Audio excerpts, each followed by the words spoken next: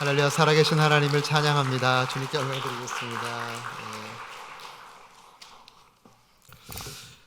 우리 기독교 역사에서 가장 설교를 잘했다라고 하는 두 분이 계십니다. 그분이 우리 침례교 설교에 아주 유명하신 찰스 스펄전 목사님이시고요. 또 4세기경에 아주 유명하신 크리소스톰이란 교부였습니다. 이 크리소스톰이 얼마나 설교를 잘하셨는지 황제가 그 설교를 들을 때 가슴이 떨리는, 두려워서 가슴이 떨리는 그런 강력한 설교자였습니다. 그래서 후대 사람들이 그에게 별명 붙여주기를 골든 마우스다, 황금의 입을 가진 사람이다, 이렇게 별명을 붙여주었습니다. 이 크리소스톰이라는 분은 원래 법률을 공부하고 또 수사학을 공부해서 정치가로서 명망을 쌓아가던 그런 사람입니다. 그런데 그가 주님을 만나게 되었어요. 한 20대 후반경에 주님을 만나게 되고 주님 안에서 그의 살 길을, 그의 비전을 이제 발견하게 된 것이죠. 그래서 이제 사제가 되는 훈련을 받게 됩니다. 사제가 되는 훈련을 쭉 받는 중에 자기가 다른 것은 잘 못해도 대중들 앞에서 말하는 거, 연설하는 거, 또 우리 기독교적으로 말하면 설교하는 거, 이거는 누구에게도 지지 않게끔 잘할 수 있다. 왜냐하면 그 어려서부터 수사학을 공부했고 대단한 웅변가였고 또 그 당시에는 말을 잘하고 연설을 잘하면 그것이 곧 능력이었습니다. 그래서 그의 말 한마디에 대중들이 왔다 갔다 하는 이런 큰 영향력을 가지고 있었기 때문에 다른 것은 못해도 설교는 잘할 수 있겠다, 이런 생각을 하고 이제 사제 훈련을 받았습니다. 다 끝난 다음에 그에게 어느 교구가 할당이 돼서 이제 그곳에서 사역을 시작했는데요. 이제 기대하는 마음으로 성경을 묵상하고 설교를 준비해서 첫 번째 설교를 했습니다. 그런데 본인은 굉장히 열심히 설교를 하는데 앉아 계신 성도님들이 아무것도 안 들려요 라고 하는 표정을 짓는 겁니다. 마치 방송국에 가면 스튜디오가 있잖아요. 스튜디오 안에서 아무리 소리를 크게 질러도 그 마이크를 켜지 않으면 바깥쪽에서 들리지 않는 것처럼 스튜디오에 그 방음벽이 이렇게 딱 깔려 있는 것처럼 아무것도 안 들리는데요 라고 하는 그런 표정을 짓는 거예요. 그럴 때 이 앞에서 말하는 사람은 굉장히 당황하게 됩니다. 반응이 있고 뭐가 이렇게 왔다리 갔다리 해야지 이제 힘이 나는데 갑자기 자기가 한 번도 경험해보지 못한 그런 상황을 접하게 된 것입니다. 그러니까 본인도 당황하고 그러면서 어떻게 설교를 끝내는지 모르게 그냥 후다닥 다 마무리하고 도망가듯이 자기 서재로 들어가 버렸어요. 인사도 제대로 못 드리고 고민을 하는 겁니다. 아니, 내가 그래도 대중들 앞에 이 연설하는 것으로 뼈가 굵은 사람인데 어떻게 이렇게 반응이 없을 수 있을까? 정말 희한하다. 이러면서 이제 다음 주를 기다리는 거죠. 다음에 모일 때를 기다리면서 내가 지금까지 배웠던 수사학의 모든 아주 자극적인 이런 방법들을 다 동원해서 이번에는 좀 들었다 놨다 해야 되겠다, 뭐 이런 마음으로 딱 이제 설교를 준비해서 두 번째 이제 설교를 하게 됐습니다. 설교를 하는데 똑같은 현상이 일어나는 거예요. 아주 자극적으로 설교를 하는데 아무도 반응을 하지 않는 겁니다. 그래서 정말 더 당황을 하고 자기가 어찌할 바를 모르면서 다시 자기 방으로 몰래 숨어 들어가 버렸습니다. 그 다음에 이제 고민이 되는 거예요. 사람들 앞에 서는 것 자체가 두려워졌습니다. 그래서 고민하다가 깜빡 잠이 들었어요. 그 문제로 고민을 하고 있어서 그런지 꿈에서 자기가 설교하는 게 보이는 겁니다. 자기가 설교하는 것을 이 다른 측면에서 이렇게 회중도 그대로 있고 설교자로서 설교를 하고 있는데 그 제3자 입장에서 자기 설교하는 걸 보는 거예요. 그런데 꿈에서 봐서 그런지 자기가 하는 말이 입에서 이렇게 나가는 게 보이더래요. 보이는데 이 말이 저 끝까지 쭉 가야 되는데 입에서 열심히 나가는데 바로 이 앞에 다 떨어지더래요. 여기에 말씀 조각이 수북이 쌓여 있으니까 요 바깥에 계신 분들은 그 말씀이 아무 영향력이 없는 거예요. 굉장히 그것을 보면서 내가 2번 설교하는 동안에 내 말이 하나도 이 앞을 지나가지 못했구나, 그렇게 생각하고 있는데 갑자기 또 장면이 딱 바뀌더니 또 똑같이 설교를 하는 거예요. 설교를 하는데 이번에는 어느 분이 이 앞에 앉아 계시더래요. 잘 얼굴을 알 수 없는 어느 분이 앉아 계셔서 자기가 설교하는 거를 설교가 쭉 하는데 이게 멀리 가지 못하고 이 앞에 역시 그 앞에 딱 떨어지는데 그분이 그 말을 받아서 거기에 축사하시고 그분이 직접 말씀을 뒤로 쫙 뿌려주니까 이 말씀이 마치 황금 그 빛발, 황금 그 반짝이처럼 확 뒤로 뿌려지니까 그 예배당 안에 그 말씀 파편이 확 퍼지면서 말씀 파편이 내리면서 사람들의 얼굴에 몸에 닿을 때 그 어두웠던 얼굴이 환해지고 근심 걱정 있었던 마음이 환해지고 하는 것이 보이더라는 거예요. 그러면서 그가 그 꿈에서 깼습니다. 그러면서 그가 생각을 한 거죠. 내가 설교를 할 때 내가 설교 이전에 수사 배웠던 그 방법으로 설교를 하고 연설을 하는 이런 설교를 했었구나. 설교는 아까 목사님 말씀하신 것처럼 우리의 삶이 은혜가 없으면 못 사는 것처럼 설교에도 예수님께서 그 말씀을 축사해 주시고 성령으로 그 말씀에 기름 부어 주시고 예수님께서 친히 그 말씀을 우리 심령 가운데 뿌려주지 않으면 그 어떤 설교자가 여기 섰어도 아무런 역사가 없습니다. 우리 인간의 언어는 바로 여기서 떨어지는 거예요. 근데 그 인간의 언어에 성령께서 기름 부어주시고 하나님께서 그 말씀을 우리 심령 가운데 뿌려주실 때 우리 마음 가운데 있는 의심과 두려움과 어둠이 떠나가고 천상의 기쁨과 은혜가 임하는 줄로 믿습니다. 제가 오늘 그런 마음으로 섰어요. 정말 일주일 동안 저희 교회도 부흥회를 합니다만 3일이 맥시멈입니다. 요새는 3일 이상 모이기가 힘들어요. 잘 안 모이시더라고요. 그런데 일주일 동안 부흥회를 하신다 해서 역시 우리 오산교회는 다르다, 이런 생각을 했습니다. 그리고 또 이 마지막 날 오신 분들 대단하신 분들이에요.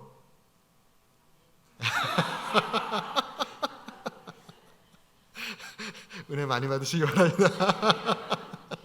예, 마지막 날이 사실은 제일 중요합니다. 첫날도 중요하고 다 매일 참석하는 게 굉장히 가장 좋지만 또 어떠한 이유로 말씀하신 대로 어떠한 이유로 하루 이틀 빠질 수도 있습니다. 그런데 이 마지막 날 늦은 비의 은혜를 하나님께서 예배놓고 계시잖아요. 그래서 제가 이 마지막 날에 서게 됐는데 하나님, 저 혼자 서서는 저 아무것도 못합니다. 하나님 도와주세요. 제가 설교학을 공부하고 박사학위를 받고 설교학을 가르친다 하더라도 제가 하는 이야기는 다 여기 떨어질 수밖에 없는 그러한 말입니다. 우리 주님께서 이 자리에 친히 임재해 주시고 약속하신 그대로 2-3 사람이 내 이름으로 모인 곳에는 나도 그들과 함께 하겠다 우리 주님 약속하셨으니까 우리 눈엔 보이지 않지만 주님 이 자리에 임재해 주시고 또 선포되는 말씀에 친히 성령으로 기름 부어 주셔서 이 말씀이 성령의 감동의 말씀 될 수 있도록 주님께서 친히 뿌려주세요. 주님께서 친히 모든 심령들에게 말씀으로 임해 주셔서 각자 한 분 한 분이 이 말씀 가운데 주의 음성을 듣고 주님을 개인적으로 만나고 또 오늘 특별히 성령님에 대해서 말씀 나눌 텐데 성령의 충만을 받는 이 은혜가 임하게 해주세요 라고 하는 기도하는 마음으로 이 자리에 섰습니다. 아멘으로 이렇게 화답하실 때 그런 은혜가 일어날 줄로 믿습니다. 제가 한번 기도하겠습니다. 하나님 아버지, 이 시간 이 자리에 우리 눈에 보이지 않지만 성령으로 임재하신 줄로 믿습니다. 우리의 심령을 활짝 열어주시고 또 우리의 활짝 열린 심령 위에 하늘의 문을 활짝 열어주셔서 하나님, 하늘의 은혜가 쏟아지게 하여 주시옵소서. 성령이 임하게 하여 주시옵소서. 성령의 불덩어리가 모든 심령들 가운데 임하게 하여 주시옵소서. 그래서 우리에게 다시 한번 올해 주신 말씀대로 주님 보라 내가 새 일을 행하리라 말씀하신 주님의 그 계획이 우리 사랑하는 모든 성도님들과 교회 가운데 문자 그대로 이루어질 수 있도록 축복해 주시옵소서.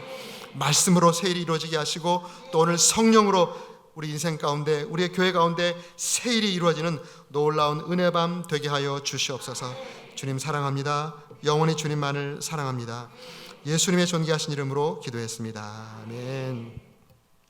우리 예수님께서 부활하셨습니다. 이제 부활하셨는데 제자들이 부활하신 그 예수님의 소식을 들었지만 그들은 여전히 두려움 가운데 있었습니다. 그들의 삶이 아직 변화되지 않았죠. 새 출발이 되지 않았습니다. 그들이 두려워서 다락방에 모여 있었습니다. 그런데 주님께서 그들 가운데 부활의 몸을 입으시고, 이제 부활의 몸을 입으셨으니까 시공의 제한을 받지 않잖아요. 우리도 나중에 그러한 부활의 몸을 입게 될 것입니다. 시공의 제한을 받지 않는 부활의 몸을 입으시고 그들이 모여있는 장소에 그냥 벽을 뚫고 문을 뚫고 그들 가운데 서셨어요. 그리고 그들에게 샬롬 하셨습니다. 평강이 너희에게 있을지어다. 이 샬롬이라 유대의 문화에서 샬롬은 그냥 우리 안녕하세요 이런 정도의 인사가 아닙니다. 샬롬은 바로 이런 것이에요. 배고픈 자에게 샬롬하면 내가 먹을 것을 줄게. 이거 먹고 너의 삶이 평안하기를 바란다. 밤에 지나가는 나그네에게 샬롬하면 오늘 밤 우리 집에 가서 자자. 내가 오늘 잠자리를 제공해 줄게. 그래서 편히 자고 평안하게 또 다음 길을 떠나가라. 모든 것을 공급해 주겠다. 문제를 해결해 주겠다라는 그 의미가 담겨져 있는 것이 유대 컨텍스트에서 샬롬입니다. 만왕의 왕 만주의 주 되신 예수님께서, 부활하신 주님께서 두려워 떨고 있는 그들에게 나타나셔서 샬롬 하셨어요. 그 말씀을 들은 제자들의 마음이 어땠을까요? 마음이 아주 평안해졌을 것입니다. 여전히 두렵지만 그들의 마음에 주님께서 샬롬을 선포해 주시니까 그들의 마음이 편안해졌을 거예요. 아, 예수님께서 우리가 두려워하는 것을 책망하지 않고 우리 연약함을 책망하는 것이 아니라 우리를 이해해 주시고 또 우리의 모든 것을 채워주시는 그 주님의 그 사랑을 경험하게 됩니다. 그리고 그 다음에 주님께서 그들에게 말씀하시죠. 아버지께서 나를 보내신 것 같이 나도 너희를 보내노라. 아버지께서 나를 보내신 것 같이 나도 너희를 보내노라. 이것이 요한복음에 나타난 지상명령의 표현입니다.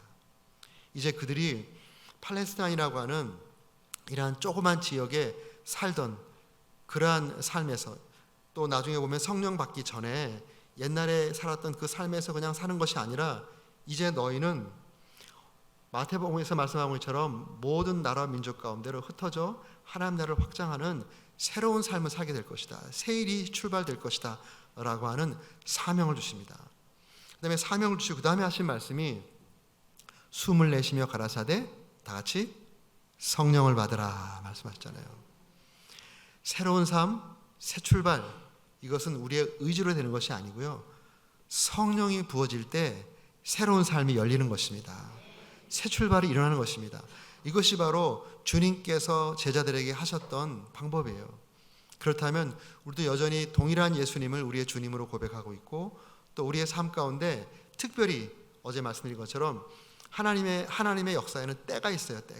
하나님께서 이 즈음에서는 이 공동체 가운데 이 즈음에 이 공동체의 몸을 이루고 있는 나에게 하나님께서 이러한 일을 하기를 원하시는구나 라고 하는 것을 계시하시는 때가 있어요. 어제 말씀드린 것처럼 우리 목사님 통해서 기도하는 가운데 우리 2020년 보라 내가 새 일을 행하리라, 교회 가운데 목사님 통해서 하나님이 선포해 주신 말씀은 이 교회를 향한 2020년을 향한 하나님의 계획이고 마음인 줄로 믿습니다. 또 여러분이 이 교회의 지체인 이상 교회에 선포된 말씀이 여러분의 개인의 말씀이에요. 우리 각자가 교회고 또 우리가 모여서 교회가 되잖아요. 교회에 선포된 말씀은 내가 교회의 지체인 이상 나에게 품고 계신 주님의 마음입니다. 그래서 올 한 해 정말 중요해요. 올 한 해 이 말씀을 주셨기 때문에 여러분의 삶 가운데 새 출발, 새 은혜, 새로운 역사가 일어나게 될 줄로 믿습니다. 그러한 새로운 역사, 우리 주님께 제자들에게 내가 너희를 보내노라, 새로운 땅으로, 새 삶으로 또 새 미래를 향해서 보내노라 라고 말씀하시면서 성령을 말씀하신 것이 우연이 아니라는 것이죠. 성령의 은혜가 없이는 새로운 역사가 일어날 수 없기 때문입니다. 그들에게 시상 명령을 주면서 너희는 가서 모든 족속으로 제자를 삼아 아버지와 아들과 성령의 이름으로 침례를 주고 내가 내게 분부한 모든 것을 가르쳐 지키게 하라. 이 놀라운 지상 명령을 주셨잖아요. 그럼 가라고 하셨어요. 너희는 가서 가라고 말씀하셨는데 예수님 그 사도행전 오늘 본문 그 앞 1장에 보면 예루살렘을 떠나지 말라고, 또 누가복음 마지막 부분에 예루살렘을 떠나지 말라고. 그 이유는 성령을 받고 떠나는 것이죠. 성령을 받지 않고 떠나봤자 아무 새로운 역사 일어나지 않으니까 아버지께서 약속해 주신 성령을 받을 때까지 떠나지 말라고, 기다리라고 이렇게 말을 해놓은 것입니다. 그러면서 약속해 주시기를 요한은 물로 침례를 베풀었으나 너희는 몇 날이 못되어 성령으로 침례를 받으리라. 이 말씀을 하시고 그 다음에 성령이 너에게 임하시면 너희가 권능을 받고 예루살렘과 온 유대와 사마리아와 땅끝까지 이르러 내 증인이 되리라. 그들의 삶 가운데 새로운 장이 펼쳐질, 증인으로서의 전 세계를 뒤집어 엎는 그런 새로운 미래가 열릴 것을 그들에게 말씀해 주셨습니다. 그 전제가 성령이 그들에게 임하는 것입니다. 그들에게 성령이 임했죠. 임한 다음에 그들의 삶이 변화된 것을 우리 사도행전을 통해서 우리가 잘 알게 되잖아요. 그 내용을 잘 알게 되는데요. 오늘 이제 사도행전 2장 이 말씀을 통해서 성령이 그들에게 임했을 때 나타났던 역사들을 한번 생각해보고 우리가 그 역사들을 사모하고 내 삶 가운데 성령의 부어줌으로 그러한 역사가 일어나면서 그러한 역사를 통해서 내 인생에 새로운 미래가 열리는 그러한 것들을 한번 기대하고 이 밤에 함께 기도하는 그러한 시간을 가졌으면 좋겠다, 이런 생각이 듭니다. 이제 제자들이 그 말씀을 받고 기도를 시작했잖아요. 여기 보면 14절에 보면 여자들과 예수의 어머니 마리아와 예수의 아우들과 더불어 마음을 같이하여 오로지 기도에 힘쓰더라. 그들이 이 말씀을 받고 이제 먼저는 말씀의 약속이 있었죠. 그리고 합심해서 더불어 마음을 같이 했다. 이 말씀은 합심해서 했다는 거죠. 합심 기도가 중요합니다. 성령을 받으라 라고 말했을 때 그것이 복수형이에요. 복수형. 헬라 동사에는 다 수가 달려 있습니다. 그 주어에 따라서 받으라 했을 때 복수형이에요. 에베소 교회를 향해서도 술에 취하지 말고 성령을 받으라라고 말했잖아요. 거기에서도 복수형을 썼습니다. 이게 어떤 의미가 있냐면요, 혼자 성령 받겠다고 산에 올라가서 혼자 기도하다가 이상한 거 받아가지고 나사 하나 빠져갖고 온 사람들이 있어요. 그거 굉장히 조심해야 됩니다. 이 영적인 역사는 굉장히 민감하기 때문에 영적인 보호가 필요한 거예요. 그래서 복수로 준 겁니다. 복수로. 영적인 지도자의 지도 아래서 안전하게 성령의 은혜를 순수하게 또 순도 100%의 성령의 은혜를 받아야 되는 겁니다. 마음을, 그래서 합심 기도가 굉장히 중요해요. 합심으로 기도하는데 오로지 기도에 힘쓰더라. 간절하게 그리고 지속적으로. 그들이 지금 10일 동안 기도했던 내용이 나오잖아요. 성령이 우리에게 임하게 될 때 기도할 때 합심해서 기도하면서 간절히 기도하고 또 받을 때까지 지속적으로 기도하는 겁니다. 그럴 때 거기에 성령의 역사가 나타나요. 이제 오늘 성경에 보면 10일 만에 그런 역사가 나타났습니다. 성령의 역사가 나타나면서 그들 가운데 어떠한 일이 있었냐면 첫 번째는 2절 말씀, 여기 2장 1절에 보면 오순절 날이 이미 이르매, 이제 열흘이 됐죠. 기도를 시작한 지 열흘이 되었을 때 그들이 다 같이 한 곳에 모였더니, 이때도 기도하기 위해 모였죠. 이제 기도를 하는데 호련히 하늘로부터 급하고 강한 바람 같은 소리가 있어 그들이 앉은 온 집에 가득하며. 그들이 열심히 기도하는데 하늘로부터 급하고 바람 같은 소리가 있었다. 그래서 바람 같은 소리가 있었다는 것은 바람 같은 소리가 있던 것을 들었다는 거잖아요. 누군가 들었다는 것입니다. 그리고 이것을 이제 쓰게 된 것이죠. 바람 같은 소리가 있어 그들의 앉은 온 집에 가득했다. 저는 이것을 보면서 바람 같은 소리다라고 이렇게 되어 있는 것이 참 감사하더라고요. 성령이 임하실 때 물론 진짜 우리가 물리적인 기압의 차이에 따라서 공기가 움직임으로 바람이 부는 이런 바람이 일어날 수도 있습니다. 그런데 성령의 역사는 영적인 역사잖아요. 물리적인 역사를 포함할 수 있지만 물리적인 역사와 상관없이 영적인 역사가 일어날 수 있어요.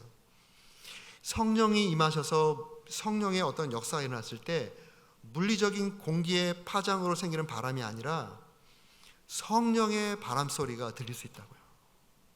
이 말씀 무슨 말씀이에요? 성령이 임하시면 우리 영적인 이 귀가 열리는 것이에요. 영적인 귀가 열려서 성경 말씀을 읽을 때 성령께서 이 말씀에 이 말씀을 통해서 말씀하는 것이 나에게 들려오는 거예요. 이게 엄청난 역할을 합니다. 엄청난 능력입니다.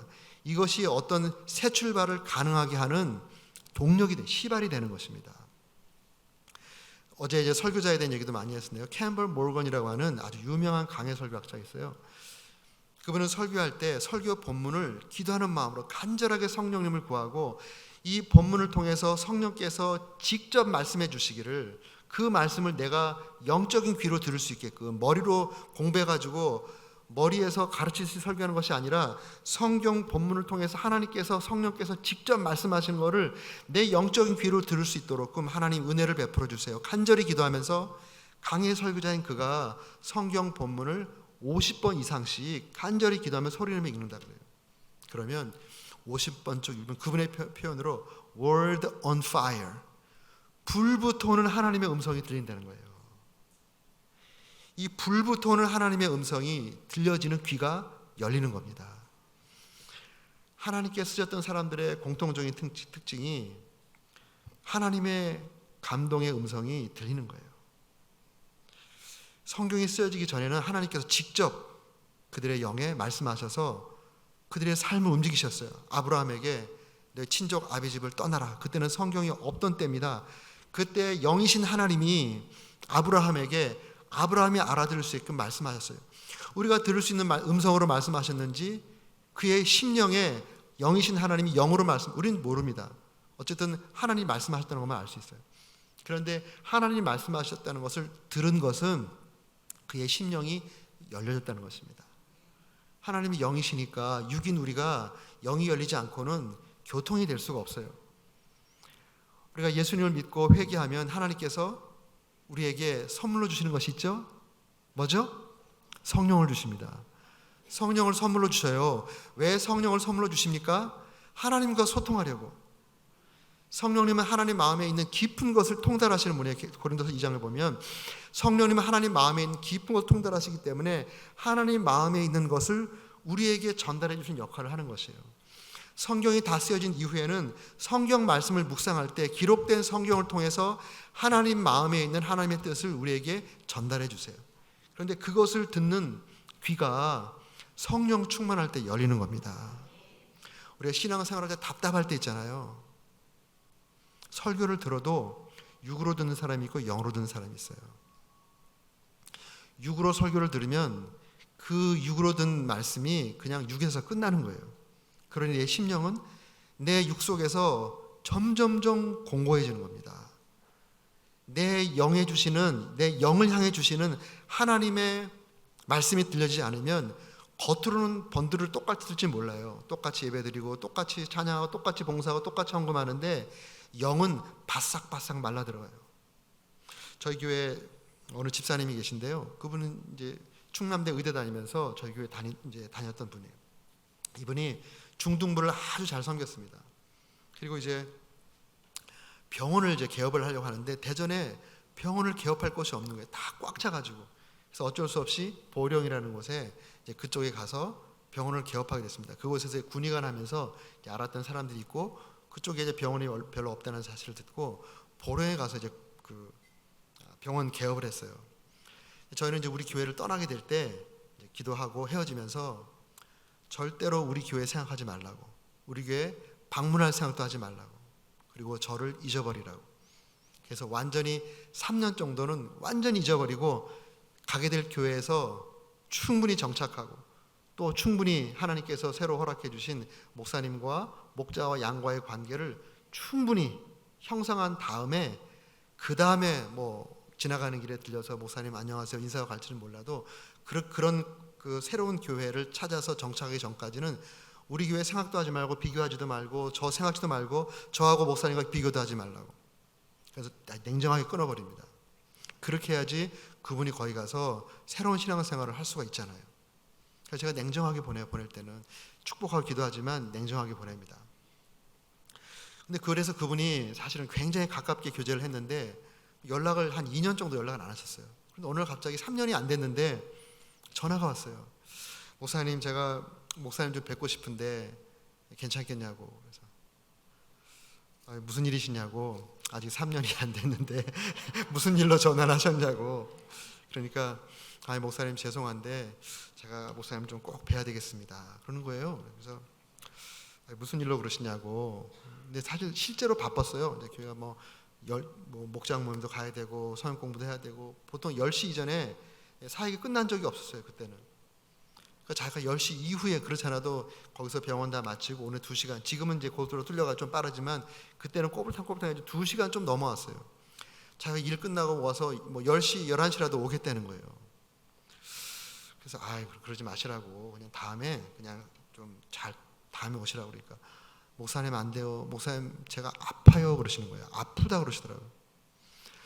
아프다 그러시니까 제 마음이 좀 약해지더라고요. 아프다 그러니까 어디가 아프시냐고. 그러니 저도 모르겠어요. 자기 의사니까 몸에 막 이 피부가 찢어져 나가는 고통이 있는데 이 친구 의사나 아는 사람 통해 가지고 자가 진단도 해보고 가서 몸 전체를 이렇게 찍는 거 있잖아요. 뭐라 그래, 캐스캐닝 한다 그러나 그런 거 다 해서 봐도 아무 이상이 없는 거예요. 그런데 본인은 낮에 일하는 시간에 몸이 찢어져 일만 딱 끝나면 잠자기 전에 집에 가서 출근할 때까지 몸이 찢어지듯이 아프다는 거예요. 그래서 목사님께 좀 기도를 받고 싶다고 이제 그러는 거예요. 그래서 어쩔 수 없이 이제 오라 그래서 만났습니다. 만났는데 마당에서 이렇게 이제 밤늦게 왔죠. 한 11시경 정도 왔습니다. 마당에 이제 보니까 차가 이렇게 쭉 들어오는 불빛이 이렇게 딱 보여요. 제가 커튼을 열어서 보니까 좋은 차를 샀더라고요. 돈을 많이 버셨나 봐요. 좋은 차를 타가지고 딱 왔어요. 그리고 제 방으로 오는데 발을 질질 끌면서 이렇게 오더라고요. 발을 질질 끌면서. 진짜 아프긴 아픈가 보다. 그리고 제 방에 제가 나가서 발끝 밑에 딱 봤는데 얼굴이 새카만 거예요. 이분이 보통 흔히들 의사 얼굴 말끔한 하얀 얼굴 있잖아요. 그런 얼굴이었거든요. 근데 얼굴이 새카만 거예요. 진짜 무슨 일이 있나 보다 싶어가지고 제 방에 들어와서 이제 뭐 아프다 그러니까 본인이 다 얘기를 하는 거예요. 자기가 가서 목사님 말씀하신 대로 자기에게 잘 맞는 교회 잘 정해서 열심히 섬기고 여기서 섬겼던 것처럼 거기서도 이제 청소년부 섬기면서 또 열심히 또 일을 하니까 하나님께서 병원도 잘 되게 해주셔가지고 자기가 그 교회에 11조도 제일 많이 한대요. 그리고 뭐 열심히 지금 봉사를 하고 있는데 어느 순간부터 갑자기 몸이 이렇게 아프다는 거예요. 그리고 자기가 이제 의학적으로 다 체크업해봐도 아무 그걸 찾지를 못하겠대요. 의학적으로 규명이 안 되면 영적으로 찾아봐야 됩니다. 제가 그걸 알기 때문에 영적인 이제 체크업을 시작했어요. 다른 거 다 떠나서 이분이 구원받은 하나님 사람인 걸 제가 알고 있기 때문에 주일날 하나님께 예배 잘 드리냐고. 물론이죠. 목사님 예배 잘 드리고 우리 목사님 설교 굉장히 은혜스러워요. 좋아요. 그리고 봉사도 많이 해요. 그건 참 좋으신데 예배 드릴 때 하나님을 만나시냐고. 목사님의 설교를 통해서 집사님에게 개인적으로 주시는 하나님의 음성을 들으시냐고. 그러니까 네? 이러시더라고요. 아니 목사님 우리 교회 목사님 설교 은혜스러워요. 아주 제가 은혜를 많이 받고 있어요. 이러는 거예요. 아니 설교가 좋다 은혜스럽다 이걸 떠나가지고 설교가 은혜스럽지 않은 것 같아도 나에게 주시는 하나님의 영적인 음성을 들으시냐고. 주일날 주님 만나고 주께 주시는 음성을 들으십니까? 그러니까 고개를 갸우뚱하더니 그거는 없는 것 같은데요.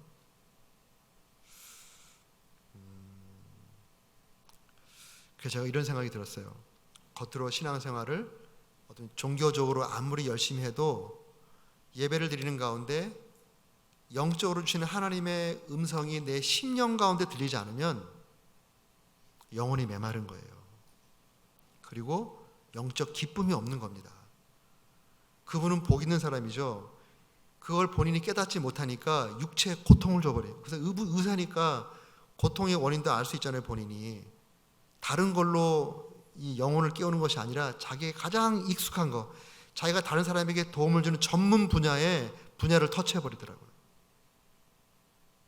그래서 육체의 고통을 통해서 다시 한번 자기 영적인 문제를 다시 한번 깨닫게 됐어요. 그래서 같이 예배를 드렸습니다. 예배. 지금 집사님하고 저하고 단둘이 드린 예배예요. 제가 집사님과 얘기 나누면서 하나님께 저에게 주신 말씀이 생각이 나더라고요. 그래서 그 말씀을 열어서 같이 간단하게 예배를 드렸어요. 그리고 기도를 했습니다. 근데 기도를 하는데 이분이 정말 어린애같이 우는 거예요. 펑펑 우는 거예요. 그렇게 목 놓아 우는 걸 제가 처음 봤어요. 그것도 성인이.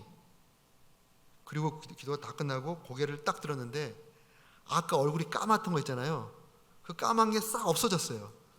원래 얼굴로 돌아왔어요. 말끔한 의사 얼굴, 하얀 의사 얼굴로 딱 돌아왔어요. 그래서 이러는 거예요. 목사님 살 것 같습니다. 살 것 같습니다. 이 목사님과 저하고 드리는 예배 가운데 하나님이 저에게 개인적으로 하시는 말씀을 들었습니다.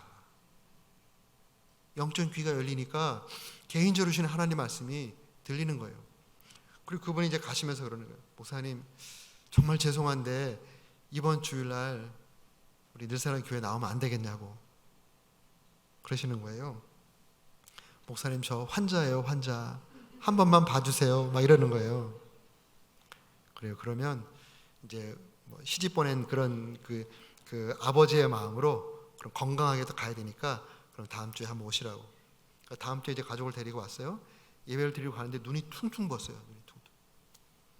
눈이 퉁퉁 부어서 가서 저한테 인사하는 말씀이 목사님 오늘 예배 가운데 하나님이 나에게 개인적으로 말씀하셨어요. 이 이야기를 하고 가는 거예요. 가면서 이러는 거예요. 목사님 이제 좀 살 것 같아요. 한 주만 더 오면 안 되겠어요? 그 다음 주에 왔어요. 그러더니 목사님 안 되겠어요. 제가 이쪽에 방을 아파트를 잡아서 주말에 이쪽으로 이사를 오겠어요. 이러는 거예요. 그래서 주말에 그 유성 쪽에 아파트를 하나 사가지고요. 주말에 와가지고 신앙생활 여기서 하고 교회를 옮겨버렸어요. 그 다음에 하나님께서 이분에게 들리기 시작했잖아요. 이제 하나님과 영적인 귀가 열리니까 소통이 되는 거예요. 자기 육체의 이 통증이 싹 가시는 것뿐만 아니라 자기가 앞으로 어떻게 살아야 할 것인지 하나님께서 지속적으로 감동을 주시는 거예요. 이게 들리는 거예요. 이게 말씀 묵상할 때 들리고 기도할 때 성령의 감동으로 들리고 이게 들리는 거예요. 그러면서 자기의 전생애를 하나님께 헌신했어요. 제가 의사지만 주님께서 부르시면 언제든지 선교지에 가든지 아니면 시골에 가든지 아니면 이 지역에 가든지 이제 주님의 뜻대로 살겠습니다. 그걸 준비하기 위해서 신학교를 가야 되겠습니다. 그래서 침신 야간에 신학교를 갔어요. 병원을 옮기려고 하니까 병원 옮길 자리가 없어. 병원은 그대로 거기 있고 4시에 문 닫고 신학교 야간이 6시 시작이거든요. 4시에 문 닫고 2시간 동안 운전해 와서 신학교 야간을 다니기 시작했어요.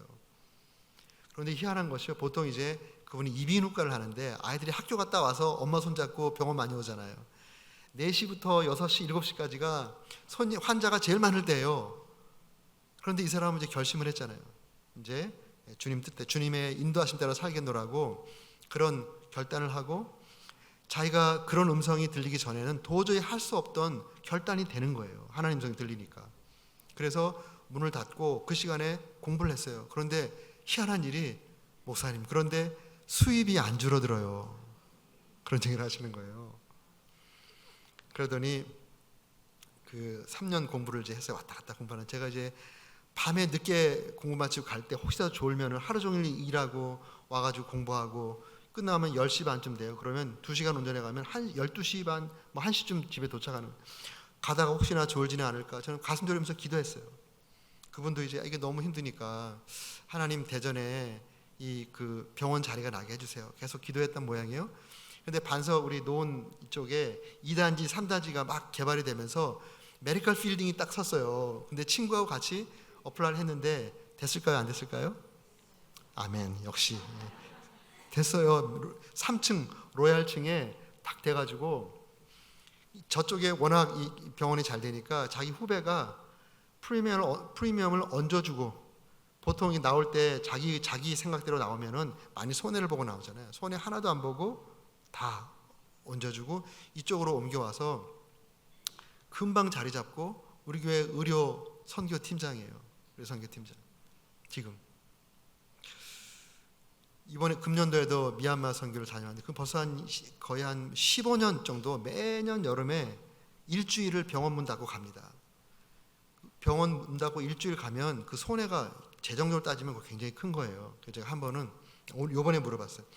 집사님, 그 수년 동안 그 일주일 동안 병원 문 닫고 여기 이렇게 선교 오시는데 좀 경제적으로 조금 힘들지 않으세요? 그러니까 이렇게 말해요. 목사님 무슨 말씀이세요? 내가 일주일 선교하기 위해서 1년을 돈 버는 거예요. 생각이 다르더라고요.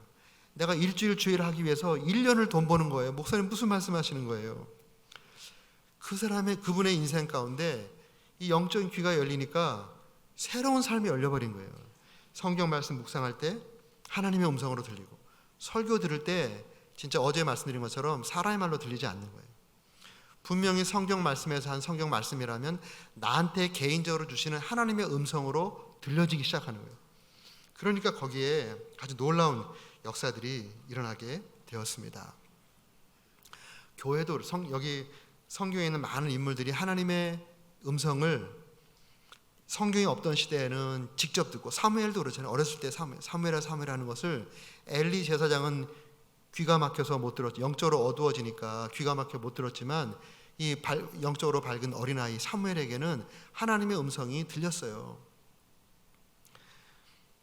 성경에 보면 교회도 성령께서 교회에 말씀하신 것이 들리는 교회가 쓰임받는 교회가 됩니다. 이게 하나님께서 교회를 인도해 가시는 방법이에요. 계시록 2장 3장에 보면 요한계시록에 7교회에 대한 이야기 나오잖아요. 반모섬에 있는 요한에게 예수님께서 나타나셔서 편지하라고 하시는, 묵시를 주시면서 여러 묵시 가운데 소아시아 7교회에 있는 그 교회들에게 편지하라고 계시를 주십니다. 그것을 받아서 적죠. 그래서 적어 보내는데 그 형식이 있어요. 보면 각 교회마다 보내는 형식이 있습니다. 먼저 이 말씀을 주신 예수님이 어떤 분인가, 예수님에 대한 묘사가 다 다르게 나와 있어요. 그 메시지하고 연관되게 다 다르게 나와 있어요. 그리고 그 교회만을 향한 여러 교회가 똑같은 메시지를 준 것이 아니라 그 교회마다의 다른 메시지를 주셨어요.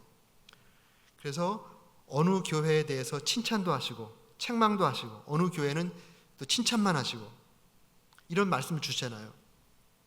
이것이 다 요한을 통해서 주시는데 그 마지막에 똑같은 구절이 반복됩니다. 그것이 무슨 구절이죠? 귀 있는 자는 성령이 교회들에게 하시는 말씀을 들을지어다.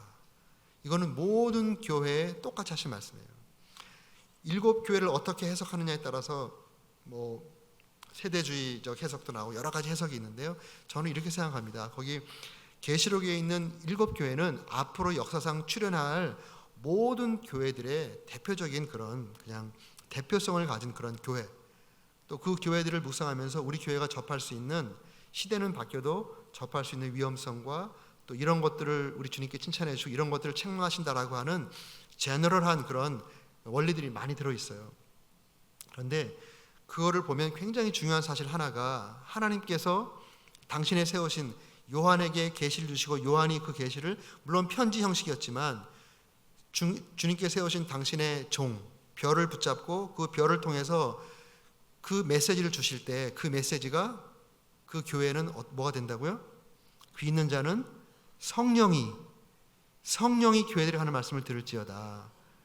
그래서 목사님이 하나님의 계시를 받고, 그 계시는 지금 이 시대에는 성경 말씀을 통한 계시죠.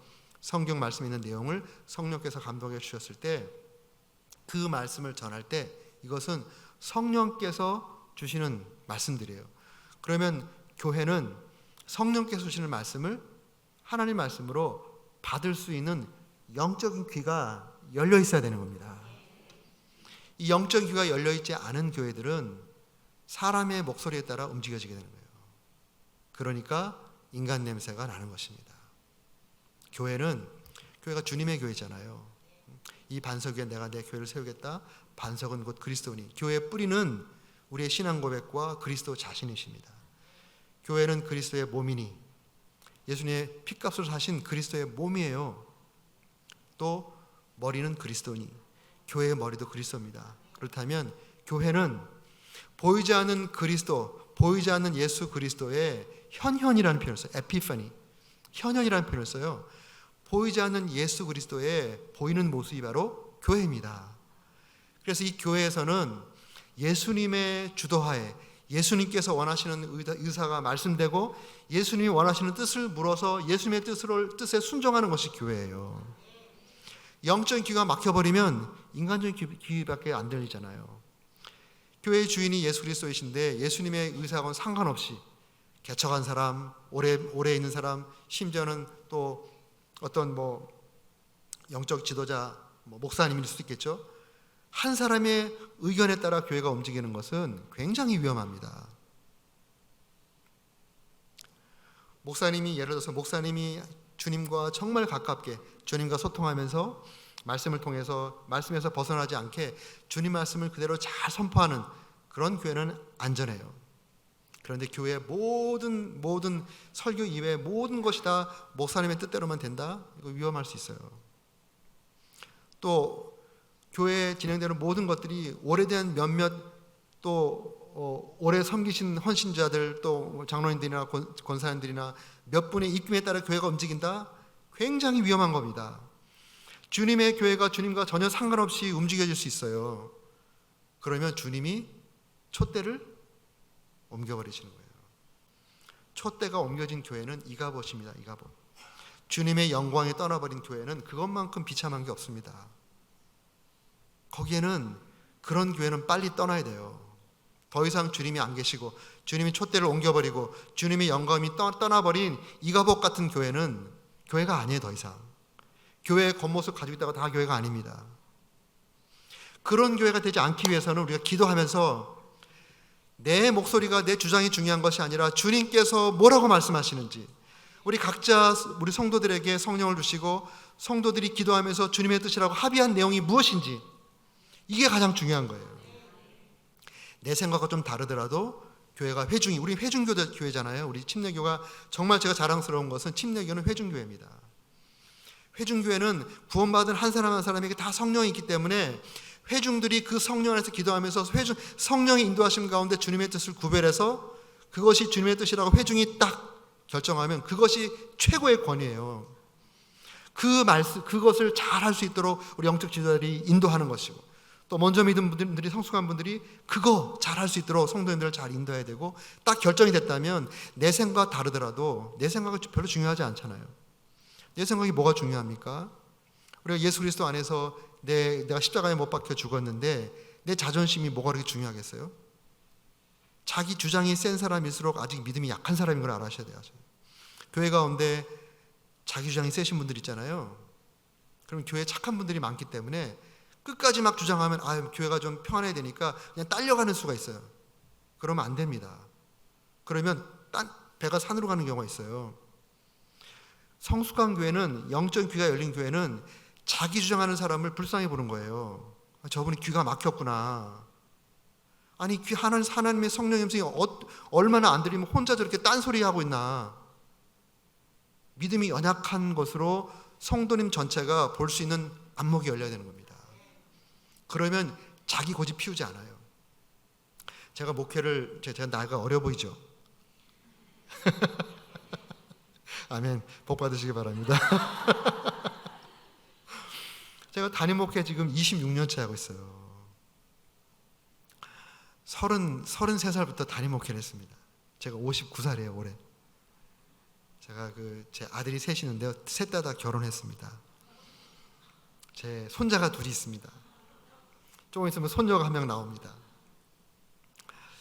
이제 이런 얘기 해도 할 만큼 되겠죠? 제가 담임 목회를 26년을 했으니 제가 산전, 수전, 공중전 다 경험해 봤잖아요. 근데 교회에서 보면 오산교회는 없을 줄로 믿습니다. 그런데 교회에서 보면 자기 주장이 너무 세신 분이 있어요. 주님의 뜻 전혀 상관없어요. 주님께서 교회 회중을 통해서 어떤 말씀을 하시고 목사님 통해서 어떤 말씀을 하시나 이거 별로 신경 쓰지 않고 본인의 경험, 본인의 생각, 본인에게 꽉 사로잡혀가지고 자기 주장만 하시는 분들이 있어요. 조금 심하게 말하면 영적 자폐입니다. 자폐. 여러분 자폐 알죠? 자폐. 자기 세계 속에서 자기 말만 하는 사람. 주변을 못 보는 거예요. 영적 자폐가 되는 경우가 있어요. 이게 안 들리면 자폐가 됩니다. 자폐. 그래서 우리가 새로운 역사가 일어나기 위해서는 성령의 크신 은혜 가운데 영적 귀가 열려야 된다. 개인적으로도 그렇고 그리고 교회적으로도 귀가 열려야 된다.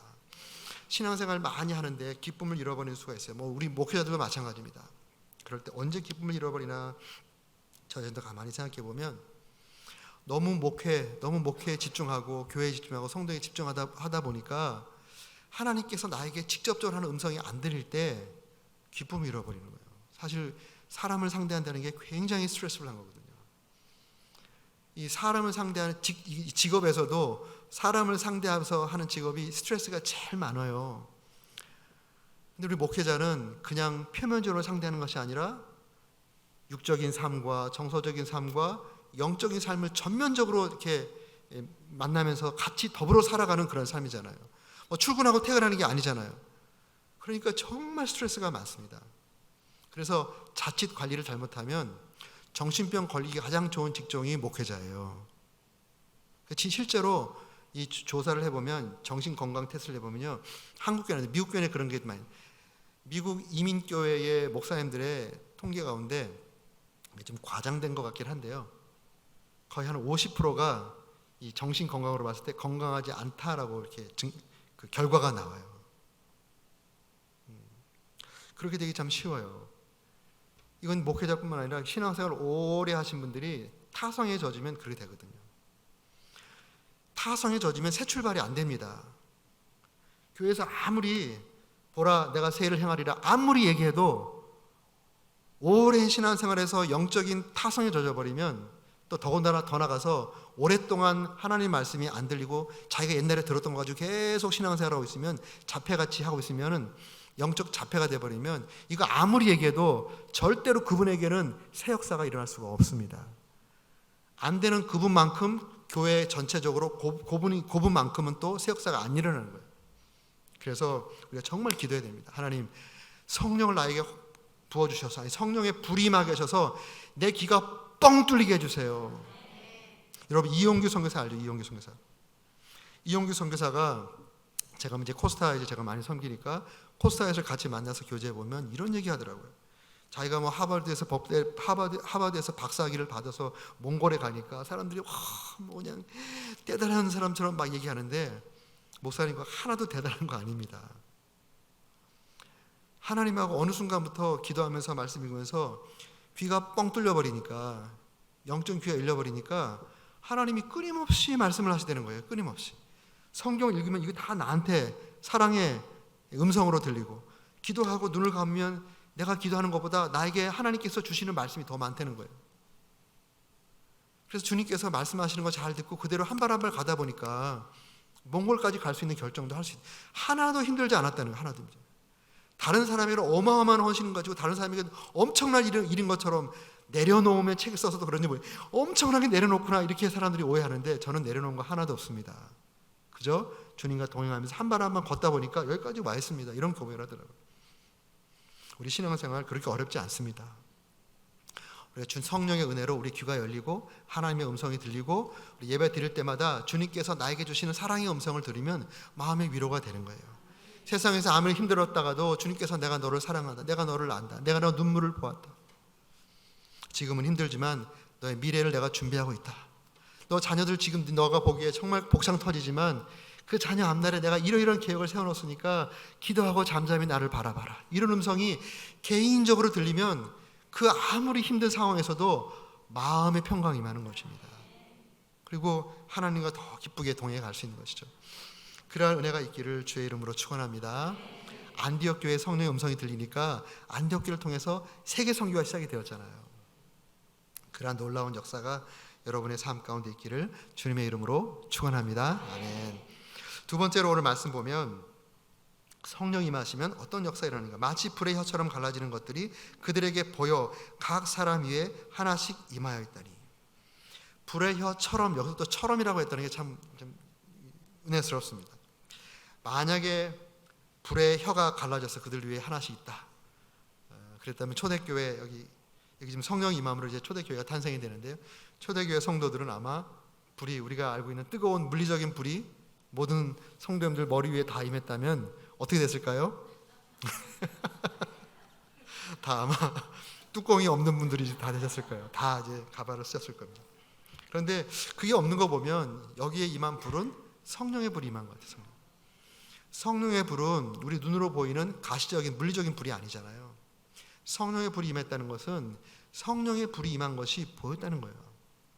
아까 바람 같은 소리가 있었다는 것은 그 바람 같은 소리가 들을 수 있는 영적 귀가 열린 것처럼 성령이 임하시면 보는 안목이 달라집니다. 우리가 그 전에는 사람을 외모로 봤지만 성령이 임하시면 그 안에 있는 영적인 모습이 보이는 거예요. 그 뒤에 역사하는 하나님의 역사, 그 뒤에 역사는 사단의 역사가 보이는 겁니다. 이게 얼마나 큰 능력이고 또 얼마나 우리의 인생을 새 장으로 이끌어가는지 모르겠습니다. 여러분 스데반 잘 아시죠? 스데반. 그가 첫 번째 안수받은 7 집사 중에 한 사람이었어요. 가장 먼저 순교의 반열에 오르신 분입니다. 근데 그분이 마지막 그 사도행전에 보면 그 스데반이 설교를 하잖아요. 이 연대기적 설교를 쫙 하는데 이 구속사적 설교를 쫙 해서 이 그 구약의 역사를 쫙 훑으면서 복음까지 오잖아요. 예수까지 오잖아요. 이 아주 정말 집사님으로서는 할 수 없는 놀라운 설교를 했습니다. 성령께서 그에게 그런 은혜를 주셨다고 저는 믿습니다. 그 설교를 다 했는데 그 설교를 들은 사람들의 마음이 강팍하기 때문에 아무리 설교가 좋아도요, 듣는 사람의 마음이 강팍하면 돌을 들게 돼 있는 거예요. 돌을 들어서 쳐 죽이잖아요. 그런데 돌을 들어 맞아 죽으면서 그의 얼굴이 천사같이 됐다 그러잖아요. 그 얼굴이 천사가 됐든 같이 변하는 그러한 모습, 또 그의 기도가 저들을 용서해 달라고, 지금 저들이 하는 일을 알지 못하기 때문에 저런 짓을 하고 있으니 하나님 용서해. 이거 어디서 많이 들은 기도죠? 예수님의 기도예요. 예수님의 기도. 십자가에서 예수님께서 하나님께 드렸던 기도입니다. 예수님 같이 돌아가신 거예요. 예수님 같이. 그런데 그런 놀라운 죽음의 장면을 보면서 그 자리에 증인으로 누가 있었습니까? 사울이라는 청년이 증인으로 그 자리에 있었잖아요. 거기서 사울이 변화되지는 않았지만 바로 다음 장에 이제 다메섹 가는 그 도상에서 밝은 빛으로 임하시는 부활하신 예수를 만나면서 그가 뒤집어졌지만 그의 얼음장 같은 심령에 금이 짝짝하기 시작한 것이 바로 스데반의 죽음 장면입니다. 이해할 수 없는 죽음이죠. 그 엄청난 영향력을 그 사울이라는 청년에게 끼친 것입니다. 그런데 돌에 맞아 죽으면서도 그가 그렇게 귀한 영향을 끼칠 수 있었던 것은 성경에 보면 사도행 7장 55절 56절에 보면 이렇게 말씀하고 있습니다. 스데반이 성령 충만하여. 여기서 충만하다는 것은 헬라 단에 두 개가 있어요. 위로부터 돌발적으로 성령이 확 기름 부어 임할 때 썼던 거는 플레이서우라는 단어를 썼어요. 플레이로우라는 단어인데 이미 오신 성령께서 우리 안에 가득하게 임할 때 플레이로우라는 단어를 씁니다. 충만해졌다. 그런데 여기서 말하는 충만은 위로부터 기름 부어 주시는 강력하게 성령 충만이 임한. 우리 성 충만에 두 가지가 있잖아요. 내적 충만과 외적 충만. 외적 충만이 확 기름 부어 임했어요. 외적 충만은 주로 능력과 함께 임합니다. 이에게 외적인 성령 충만이 확 임하니까 그 다음에 하늘을 우러러 주목하여 눈이 확 열려버린 겁니다. 하늘을 우러러 주목하여 하나님의 영광과 및 예수께서 하나님 우편에 서신 것을 보고 말하되 보라 하늘이 열리고 인자가 하나님 우편에 서신 것을 보노라. 그가 그 죽음의 장면에서도 얼굴이 천사같이 변하고 그리고 그를 죽이는 자들을 용서하는 기도를 할 수 있었던 그 능력은 봄에 있었습니다. 봄. 그 봄은 영적인 안목이 확 열려버린 거예요. 성령이 그에게 기름 부어지니까 성령이 돌발적으로 위로부터 외적 충만이 임하니까 눈이 확 열려버렸어요. 그리고 하늘이 보인 겁니다. 하늘 보호자가 보이고 자기를 영접하려고 하기 위해서 벌떡 서신 예수님의 모습을 본 거예요. 그러니까 이 땅의 그 고통이 순식간에 느껴지지 않고 그의 영혼은 이미 천국에 있는 겁니다. 우리가 이 땅을 살아갈 때 그런 은혜가 있어요. 성령을 받으면. 성령 충만하면 눈에 보이는 곳 살지 않습니다. 성령이 충만하지 않으니까 눈에 보이는 것으로 말하고 눈에 보이는 것 생각하고 눈에 보이는 것으로 좌지우지 되는 것입니다. 영혼들을 볼 때도 성령 충만하면 이 사람이 어떤 옷을 입었는지, 어떤 학교를 나왔는지, 어떤 직업을 갖고 이런 것들이 커 보이지만요, 성령 충만하면 그 안에 영혼이 보이는 거예요. 중심이 보이는 거예요. 그 안에 예수가 있는 사람이면 이분은 정말 복받은 사람이고, 아무리 세상적으로 떵떵거리는 사람이라도 그 안에 예수가 없으면 불쌍한 사람이에요. 불쌍하게 진짜로 보이는 거예요. 그런 그 안목이 바뀌는 것이 성령의 역사입니다. 우리 주님께서 말세에 성령이 임하면 나타나는 현상 세 가지 말했잖아요. 어린아이들이 예언을 하고, 청년들이 환상을 보는 겁니다. 보는 거. 성령이 임하면 우리 청년들이 하나님의 비전을 보는 겁니다. 비전을 볼 때 그 청년들의 미래가 달라져요. 새 삶의 장이 열리죠. 아비들이 어떻게 합니까? 꿈을 꾼다 그러잖아요. 꿈을 원래 꿈은 보는 겁니다. 보는 거. 꿈을 보는 거라 그래요. 보는 거. 꿈도 보는 거예요. 성령이 임하면 청년 또 나이가 드셨든지 젊었든지 하나님이 주신 꿈이 보이는 거예요. 보이는 거. 그리고 그 꿈을 따라 살아가기 때문에 그 삶이 지겹지 않아요. 지루하지 않아요. 그 주님과 함께 만들어가는 그런 미래가 갈수록 더 절정을 치는 겁니다. 우리 교회 집사님 중에 한 분이, 제가 이제 원래 저는 이제 일본 선교사가 되려고 손 들었다가 일본 선교사가 되기 위해서 신학교 3학기 마치고 미국으로 유학을 갔어요. 제가 일본 직장에서 일을 했었기 때문에 일본 사람들을 어떻게 다루는지를 제가 좀 이제 배웠어요. 제가 전공은 영어고 부전공은 일본어였습니다. 그러니까 이제 직장을 일본 종합무역 상사에 가서 이제 일을 하다가 신학교 왔는데요. 이제 선교 헌신을 하니까 저는 당연히 일본 선교를 해야 되겠다라고 생각을 하고, 일본 선교를 하기 위해서 이제 미국적인 백그라운드를 가지고 일본에 가는 게 좋겠다 싶어서 이제 미국 유학을 가게 된 것입니다. 10년 동안 공부하고 하는 동안에 하나님께서 교회를 경험케 하시더라고요. 교회 가운데 저를 막 훈련을 시키셨어요, 정말. 그리고 이제 교회 사역도 하고 공부도 이제 얼추 마무리돼가고 이러는 가운데 일본 선교사로 파송될 다 준비가 다 끝났는데 갑자기 제 모교에 제가 전도사로 처음 개척 당시에 2대 전도사로 세움을 입었던 늘사랑 교회에서 연락이 오는 거예요.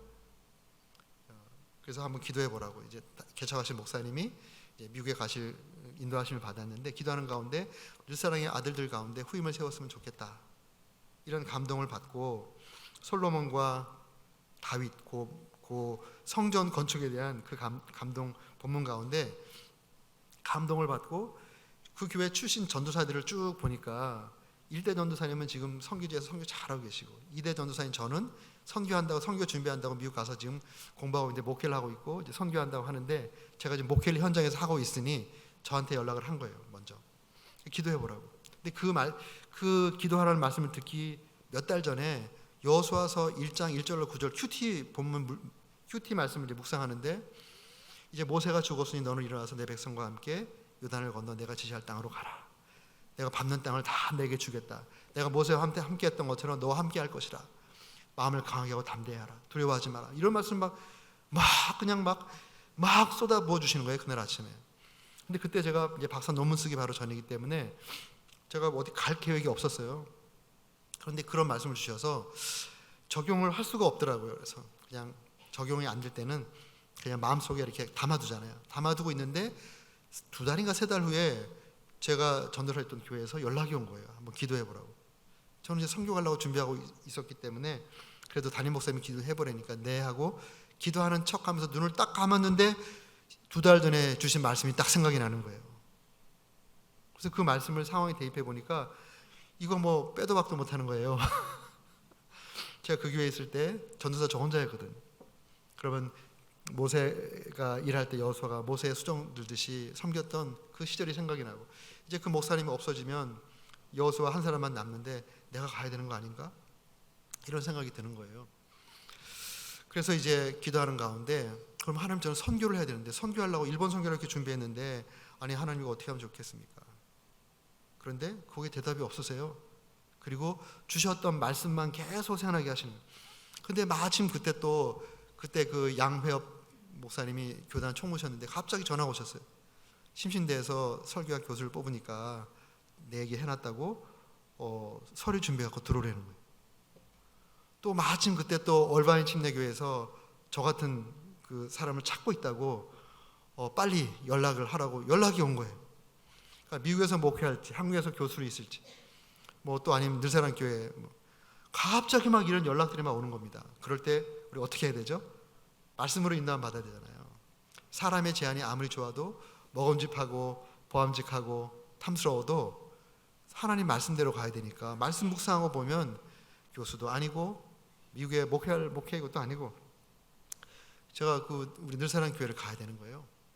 그래서 그래도 뭐 제가 결정할 문제가 아니고 교회가 결정하는 거니까 한번 와서 이제 말씀을 나누고서 그리고 이제 돌아왔는데 저를 이제 이대 담임 목사로 모시기로 결정을 했다는 거예요. 그래서 저는 이제 들어오게 됐죠. 벌써 20년이 지났습니다. 벌써. 저 이제 지금 은퇴해도 원로 목사가 될 수 있습니다. 20년이 지났어요. 아유, 좀 엊그제 같은데요. 저는 제 마음속에 계속 일본 선교가 있잖아요. 지금도 사실 지난주에 일본에 갔다 왔습니다. 지금도 큐티를 일본어로 하고 있어요. 언젠가 하나님 보내시면 일본 선교하겠다. 근데 하나님이 지금 지역교회에서 목회라고 하시니까 하나님한테 순종하면서 그 자리를 지키고 있는 겁니다. 지금. 그럼 제가 이제 와가지고 한 달 지난 후에 제가 간증을 했어요. 제가 사실은 여차여차하고 일본 선교 준비하기 위해서 갔다가 여차여차해서 하나님이 일본으로 안 보내고 일로 와서 지금 목회를 하게 됐습니다. 그런데 거기에 있었던 집사님들이 몇 분 계셔서 같이 간증을 했습니다. 근데 어느 집사님이 한 달 정도 후에 저를 찾아오셨어요. 목사님 상담할 게 있습니다. 뭔가요? 그러니까 목사님이 한 달 전에 간증을 하시는데 일본 선교에 대해서 하지 못한 일본 선교에 대해서 안타까운 그런 마음으로 간증을 하시는데 성령께서 저에게 말씀하셨어요. 그러시는 거예요. 무슨 말씀을 하셨는데요? 그거 네가 해라. 그거 네가 해라를 감동을 주셨다는 거예요.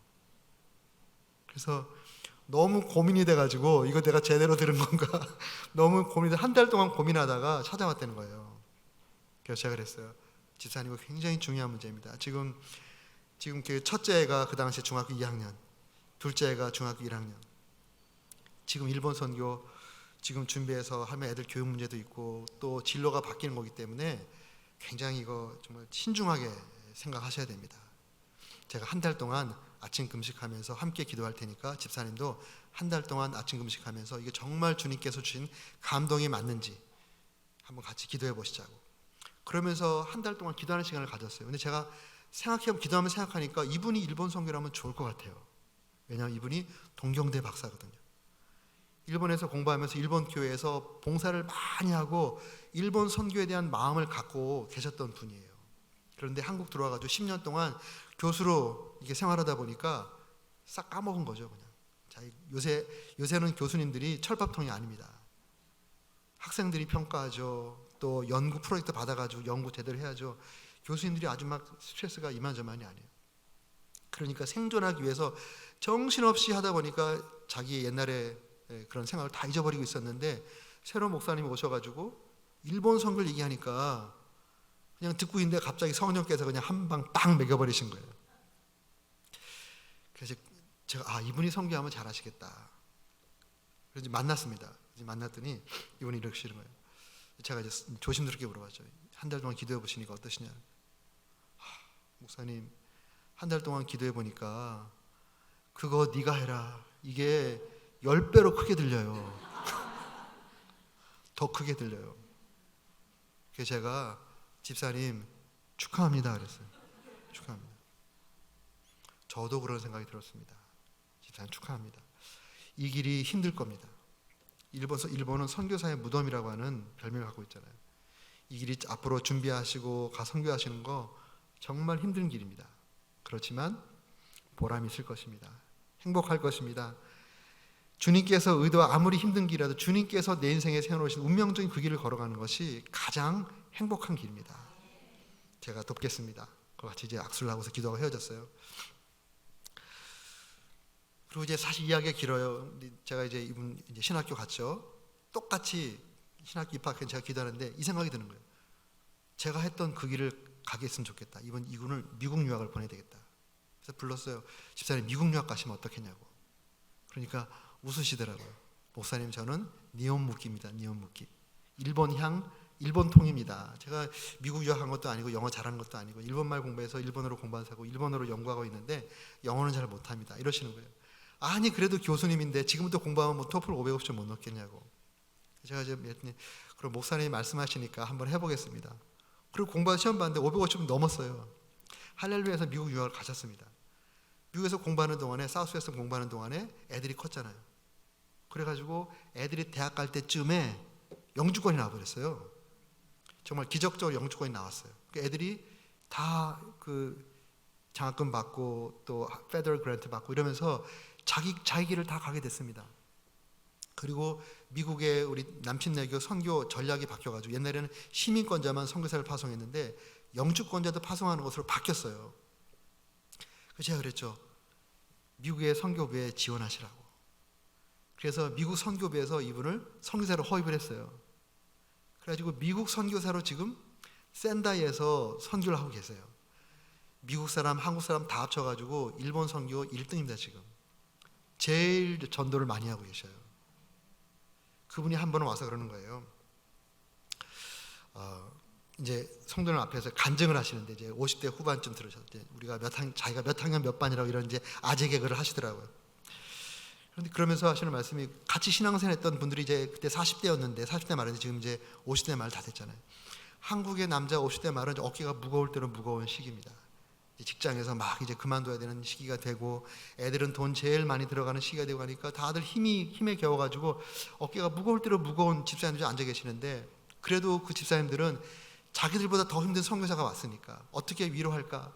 어떤 간증을 하면 우리가 어떻게 위로할까? 이런 마음으로 앉아 있는데 이분이 딱 서자마자 집사님들 저는 지금 제 인생의 절정기를 보내고 있습니다.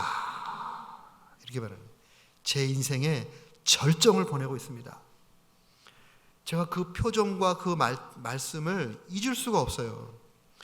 거기는 그 집사님들이 충격을 받아요. 충격을. 아유 선교사 고생하는데 우리가 어떻게 도와줄까 이런 마음으로 앉았다가 부러움이 대상이 되어버렸어요. 아니 60대 다 된 사람이 자기 인생의 절정을 치고 있다니. 하나님의 음성이 들리고 순종하고 성령의 은혜 가운데 또 주님께서 주신 그 달려갈 길을 보고 달려가는 사람은요 시간이 갈수록 인생의 절정을 치는 거 아시죠? 우리 인생이 재미없어지고 포도주 같은 우리 인생이 맹물 같은 인생으로 바뀌는 것이 아니고요 성령의 인도하신 가운데 성령의 음성을 듣고 성령께서 보여주는 그 길을 달려가는 사람은 물 같은 인생도 점점 포도주로 바뀌는 거예요. 갈수록 극상품 포도주로 바뀌는 것입니다. 언제 최고의 절정을 칠까요? 죽을 때입니다. 죽을 때. 이 땅을 떠날 때. 주 안에서 죽는 자는 복되도다. 성령께서 가라사대 그러하도다. 이 땅에서 하던 모든 일을 가지고 시상대에 올라가는 겁니다. 그때가 우리 인생의 절정기요 절정기. 성령의 은혜를 받고 성령의 은혜 가운데 달려갈 길을 보고 달려가는 그런 분들에게는 앞이 달려갈수록 절정을 치는 겁니다. 그러한 삶에는 매일매일이 새로운 삶이죠. 굳이 이렇게 하지 않아도 그 성령과 동행하는 하루하루가 새로운 하루고 새날이고 새 일이 이루어지는 그렇기 때문에 계속 절정을 치는 거예요. 그런 은혜가 저에게도 필요합니다. 여러분에게도 필요합니다. 그런 은혜가 우리 모두에게 있기를 주님의 이름으로 축원합니다. 아멘. 이제 마지막으로 성령의 은혜가 임하면 우리가 어떤 또 역사가 일어나냐면 네 번째, 그들이 다 성령의 충만을 받고 성령이 말하게 하심을 따라 다른 언어들로 말하기를 시작하니라. 성령의 말하게 하심을 따라 다른 언어들로 말하기를 시작한다. 언어가 바뀌는 겁니다. 성령의 역사가 임하면요 언어가 우리의 말에 권세가 붙는 것입니다. 베드로가 그 전에는 주님을 부인하는 그러한 연약한 사람이었잖아요. 그 위험 앞에 갔을 때 자기가 그토록 호언장담해 다른 사람이 다 버려도 나는 주님을 떠나지 않겠습니다 호언장담했는데 그 호언장담했던 바로 그 당사자가 여자 소자 하나가 너 저 사람과 한 페이지라고 하니까 예수님을 부인하고 심지어는 저주하고 그랬던 사람이 성령의 은혜를 받으니까 한 번의 설교로 3,000명이 구원받는 그런 놀라운 역사가 일어나게 됩니다. 똑같은 입에서 나오는 말인데요, 예수님 부인하는 말도 나오고 예수님을 증언해서 3천 명이 구원받게 하는 성령의 역사가 나타나는 그러한 역사가 일어납니다. 우리가 언어의 그런 능력, 여기 보면 여러 가지죠. 사실은 말이 너무 중요해요. 그 사람의 말을 보면 인격이 보이는 거예요. 말의 컬러만 봐도 그 사람의 인격이 보입니다. 이제 인생을 오래 사신 분들은, 어떤 분은 노크하는 소리만 들어도 이 사람의 성격이 파악된다 그러더라고요. 따당땅땅 하는 사람인가, 땅땅 하는 사람인가, 뭐 땅 한 번 하는 사람인가, 따당땅 하는 사람이, 이것만 딱 봐도 성격이 다 이렇게 된대요. 그런데 그 사람의 말하는 태도나 진정성이나 눈빛이나 언어의 내용, 목소리의 컬러만 봐도 그 사람이 어떤 사람인지 얼추 사람도 알게 된대요. 그런데 성령의 은혜가 충만하면 성령의 말하게 하심을 따라 말하기 때문에요, 내용도 성령 하나님의 뜻과 가장 가까운 말을 하는 것뿐만 아니라 성령의 인격적인 열매가 묻어진 언어가 되는 겁니다. 그리고 거기에 성령의 능력과 권세가 붙는 거예요. 말을 세게 한다고 그 말이 강한 게 아니에요.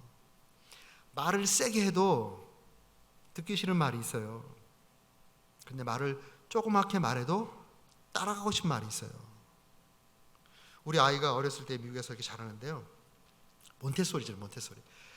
애들이 막 떠들면 선생님이 같이 막 큰 소리로 얘들아 조용히 해! 막 이러는 게 아니고요, 애들이 막 떠들면 선생님이 더 조그맣게 말해요. 들릴랑 말랑 조그맣게 말해요, 조그맣게. 그런데 애들이 조금 있다가 조용해져 버려요.